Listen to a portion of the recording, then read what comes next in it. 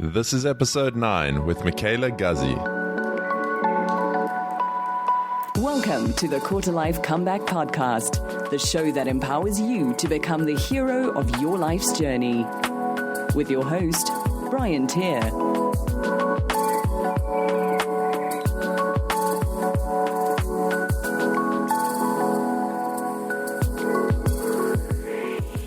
Hello and welcome, boys and girls, to another episode of the Quarter Life Comeback, episode 9. And today I am speaking to an amazing guest. I just know you're going to love her. It's none other than Michaela Guzy, founder and creator of OhThePeopleYouMeet. And I just know you're going to love this episode. Michaela started off working in the travel industry in New York. And, you know, externally she had what most people would consider a pretty cool setup, pretty cool life. But internally, she just knew she wanted something different from life. And not really knowing what her next steps were, she decided to quit her job. She broke up with her long-term boyfriend and started this journey of hers, which has landed her to where she is today, running a massive site. Now, in this episode, we're going to learn the moment Michaela decided to quit the corporate world, how momentum changes everything, how to take action when you don't know what's next, what to do when you're unhappy but just a little unsure what you do want, and some practical strategies for starting that passion project. As always, you can find links to all the resources and everything we mentioned in the episode at briantier.com/009. But for now, let's go hang out with Michaela.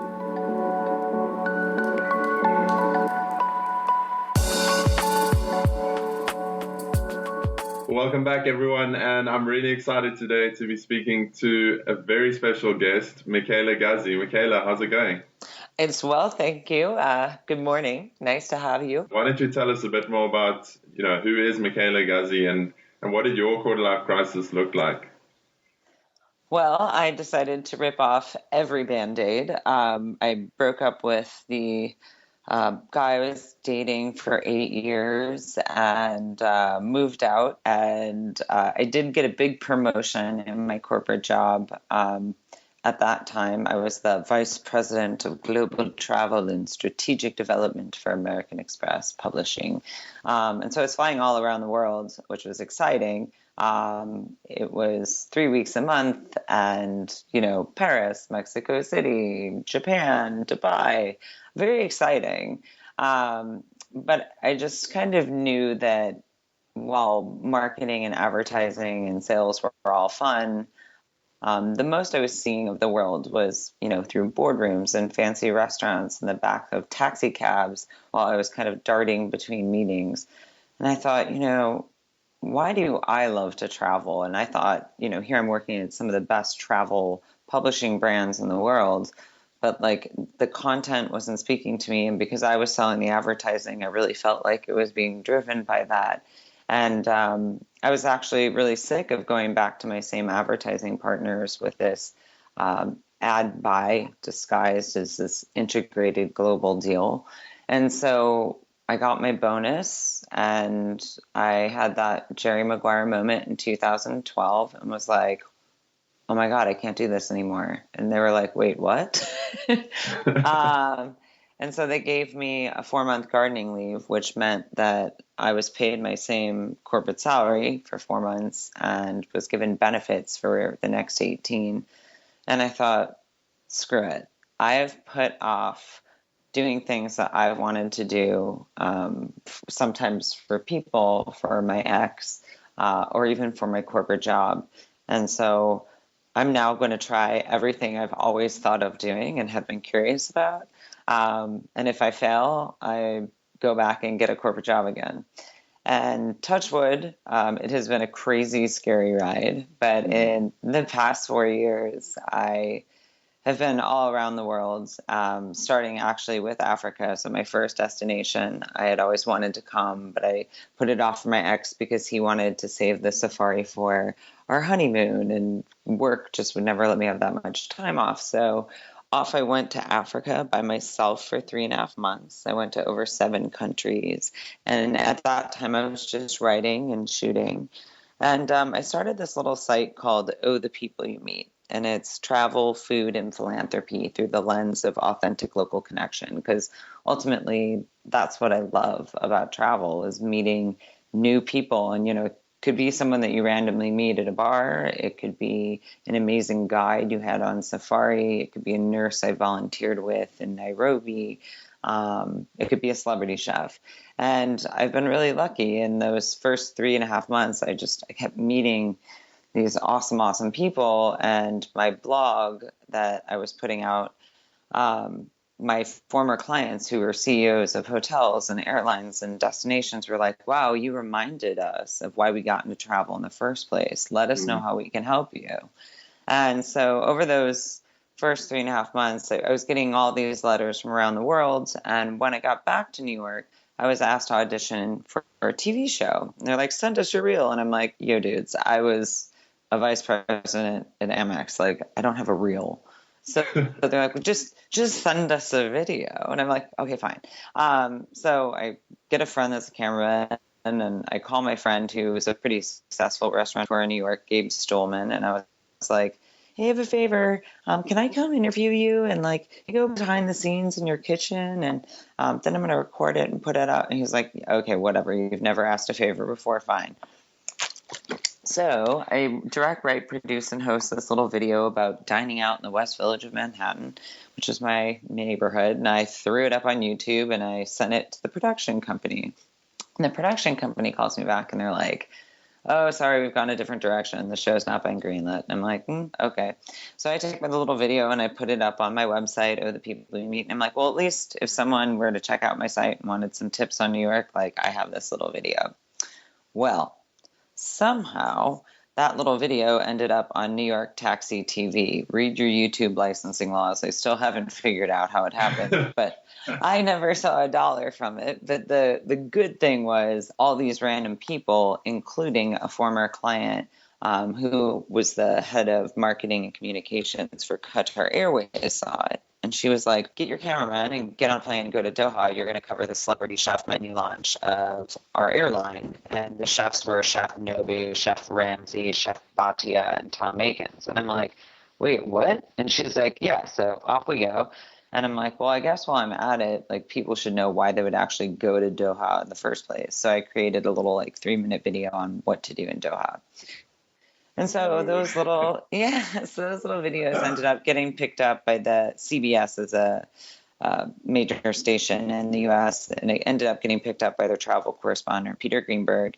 And that just kind of set out into this craziness. We were in Peru, and then we went to southern India, and then we were brought to Bhutan and all over Asia. And we were hired by Tourism Australia in 2013 to create 5 of my Michaela's Map is the name of my video series, editorial videos.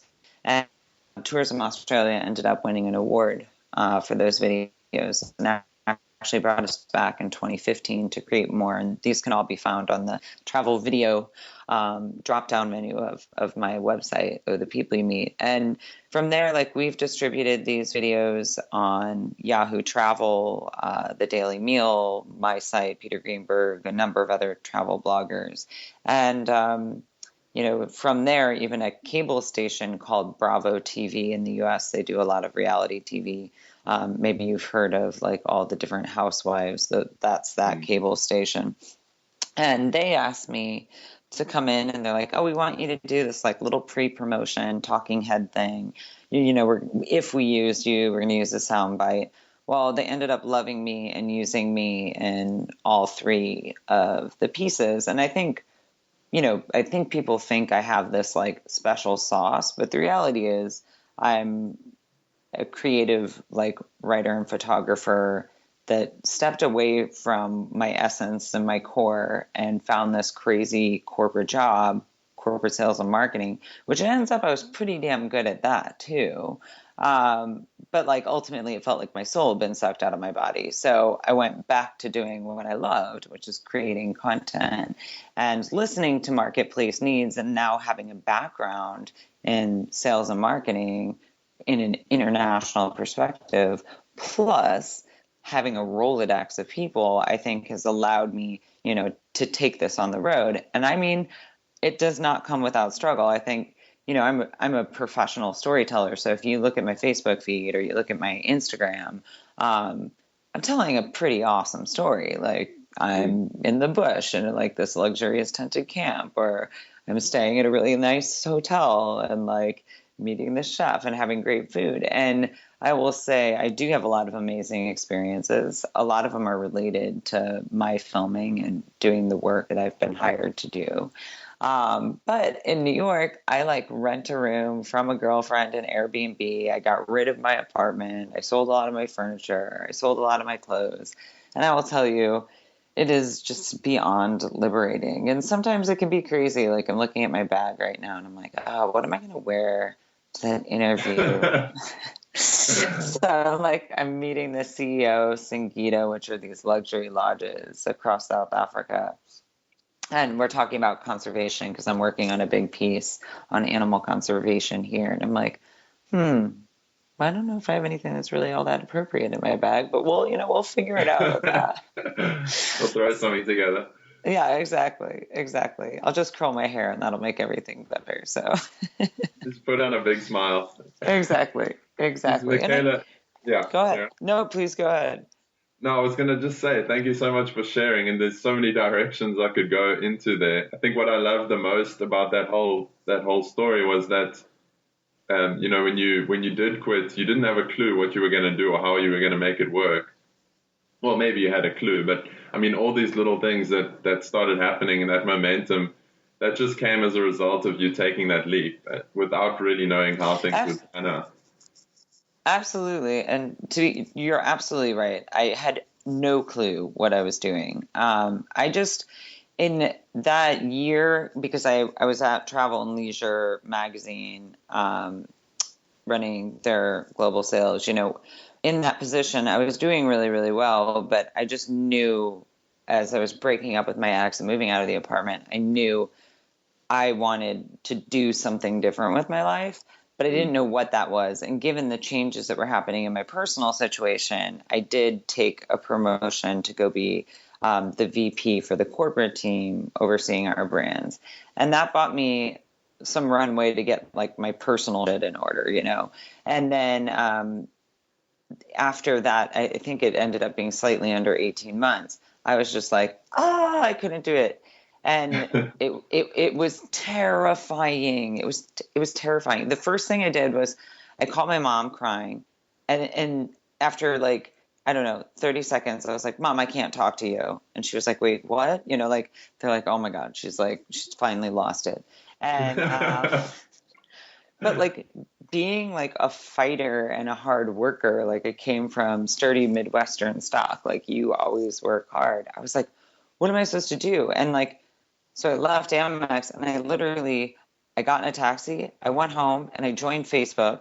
Then I started joining all these social media channels and I like cleaned up my LinkedIn profile. And I was like, what am I doing? Like, I don't know. Like, I just like went into action.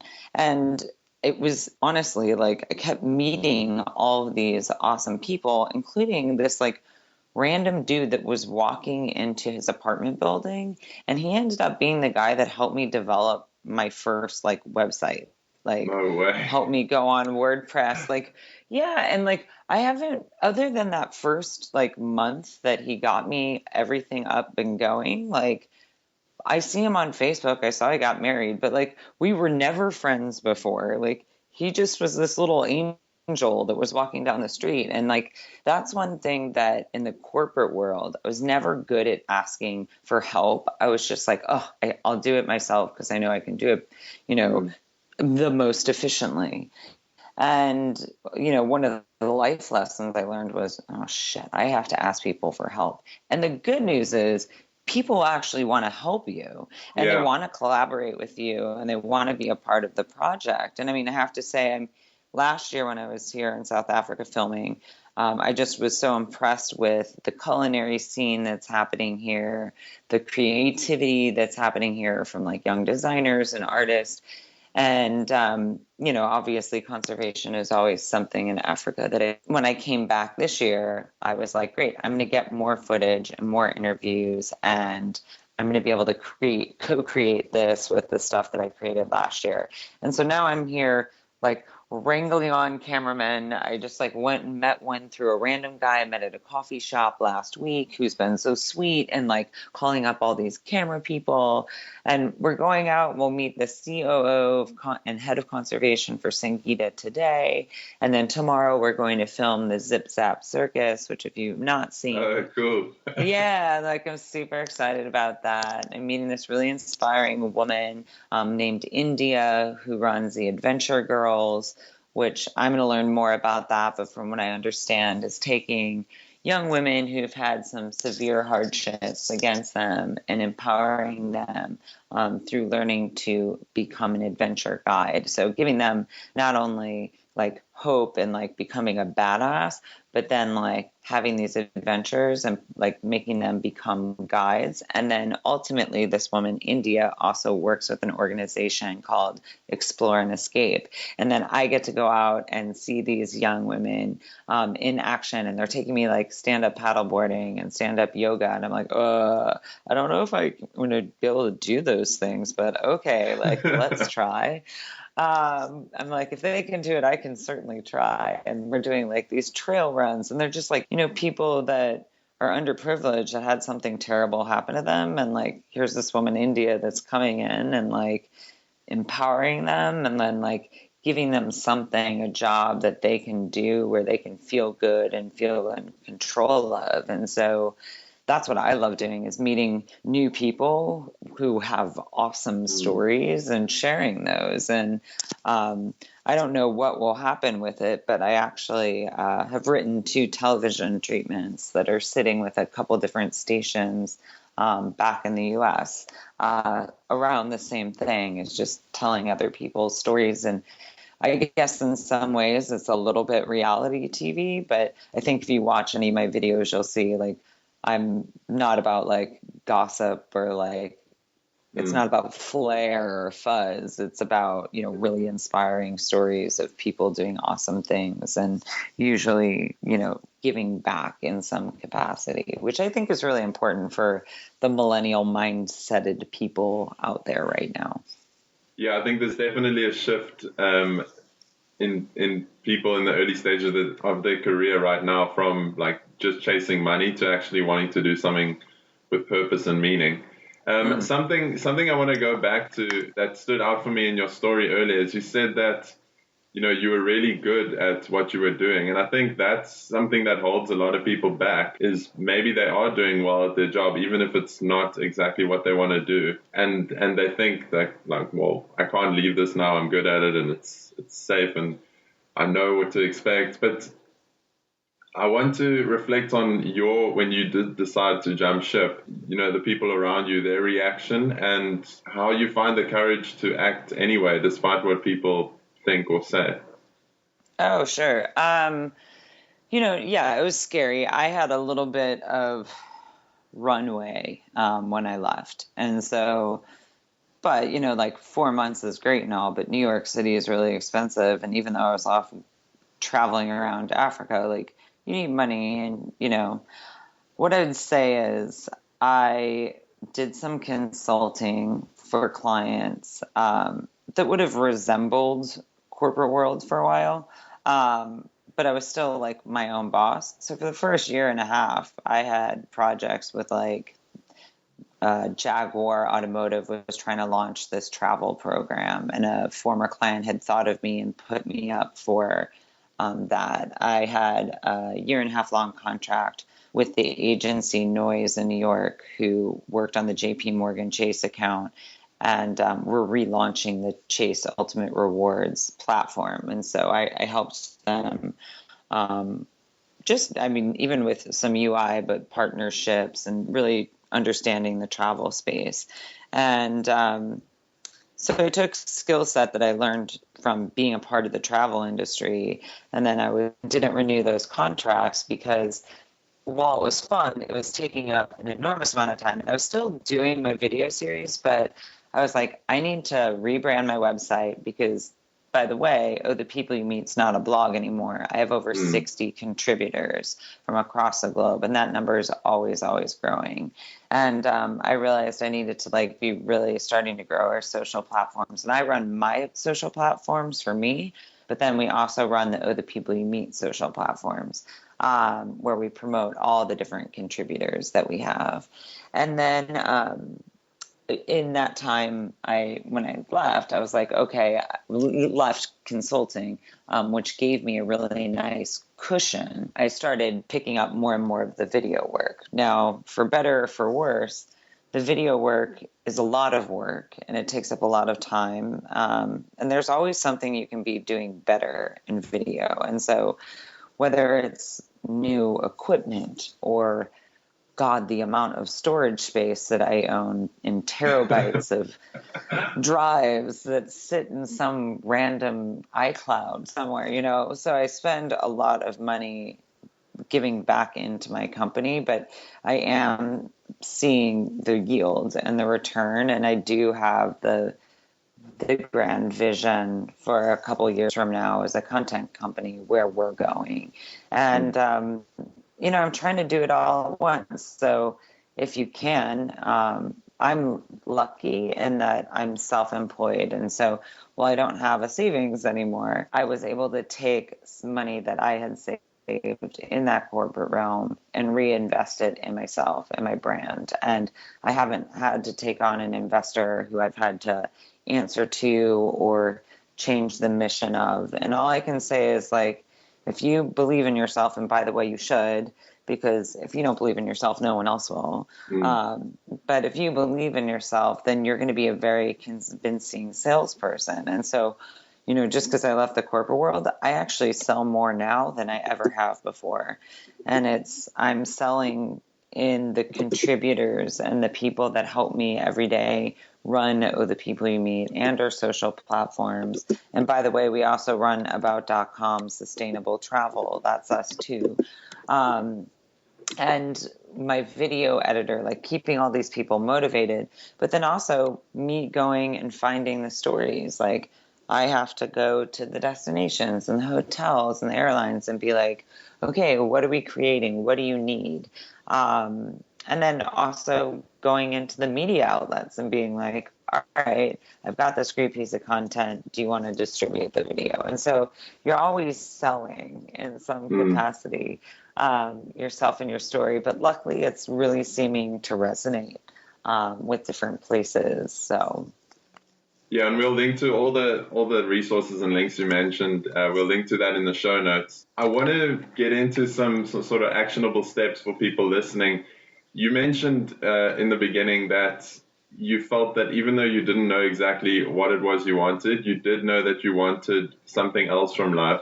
And so for people listening and they're feeling like stuck or confused or overwhelmed, the typical quarter life crisis type of thing, what are some of the biggest tips or lessons you've learned or that you'd give to someone in that situation?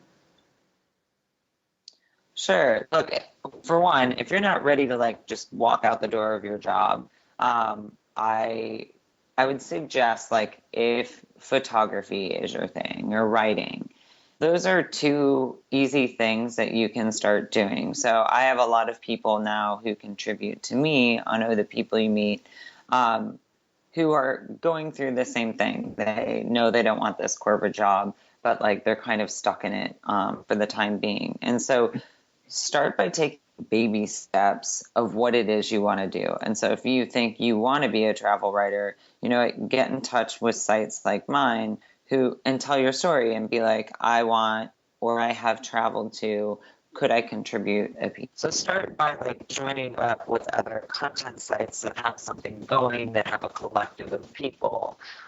Pitch your idea. And if fashion's your thing, same thing. Go to a big fashion blog and be like, look, I put this funny piece together. And start by taking risks. If I look at the pieces that I created in the beginning, my Doha piece or Peru, I was so flipping nervous in front of the camera.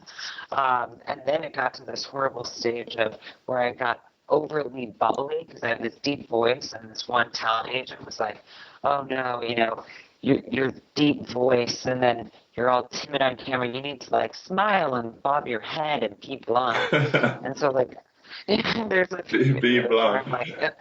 oh my God, I look like a bobblehead. So now, like, I'm coming back into my own, and I feel like my most recent Australia series, like, I feel more like myself. And guess what? I still totally get nervous in front of the camera, which is completely ridiculous, but I do.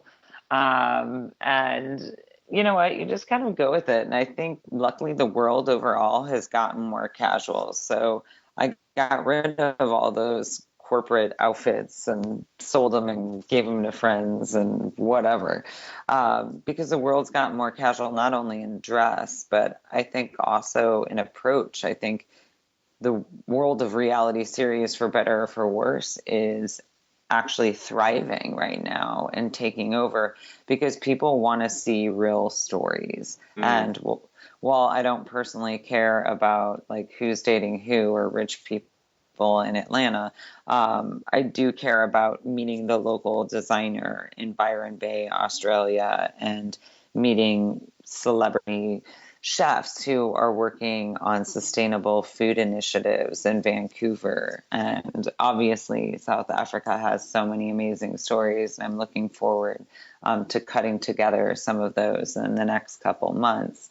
My Africa Burn video is actually a great piece where we speak to the founder of Africa Burn, and we meet the Minister of Arts and Culture for South Africa, and you find out it's not just a party that's happening out there. That does happen, but that for sure. But that they're actually supporting artists who otherwise wouldn't be able to afford to go, and giving them a platform to build a piece of art, which is obviously their passion, but giving them the scale and allowing this young woman, who I hope you'll watch the Africa Burn video, to have her enormous, beautiful, powerful piece, which means something so personal to her. She got the funding to get that built. And then she got the platform to have 10,000 people that were running around the African playa last year to witness her piece and to stand there and watch it burn with her. And I think that's so powerful. And so, like, I want to go out and tell inspiring stories. And I think whether it's you being a storyteller or maybe you've always wanted to go volunteer at an NGO, like start taking little pieces as hobbies of what it is that you want to do. If you've always wanted to shoot but are a shitty photographer or you don't have a camera, like, guess what? iPhones take pretty good pictures now, but like, go take a photography class. Like, go hang out with the type of people that you want to hang out with or who do what you want to do. And I have to say, I've met a lot of people through this jungle experience in Panama. I think it was in December 2014, called Kaluyala, that I went to. And some of the people that I met there have now transcended into my Burning Man community, my Africa Burn community. We have something in New York called Daybreaker, which are these morning dance parties. But it's so much more than that. I ended up going to Summit Series, which you do have to be invited to do, but it's a community of interesting people and innovators. And we have this Facebook group, and, you know, half the stuff that people post in the Facebook group have nothing to do with me. But I'll tell you, like, when I posted that I was doing this Indiegogo campaign and I was doing an event and I was unveiling never before seen footage, a couple were like, oh yeah, I'd love to come and support you. And it's really interesting when you're doing what you love. People want to help you, whether or not they know you. And in my case, like, people I've never met before. I met Amy Kleinhans, who I'm sure you know is the Miss. I guess she was the first Miss Colored South Africa, and she refused to carry the flag during the heart of apartheid in '92 and caught the eye of Nelson Mandela. And through the most random set of coincidences, starting with a man throwing oranges off a train in Zambia, I came to meet her. And we became really, really good friends. And I'm now going out, in addition to just being an inspiring woman who took a stand for something she believed in.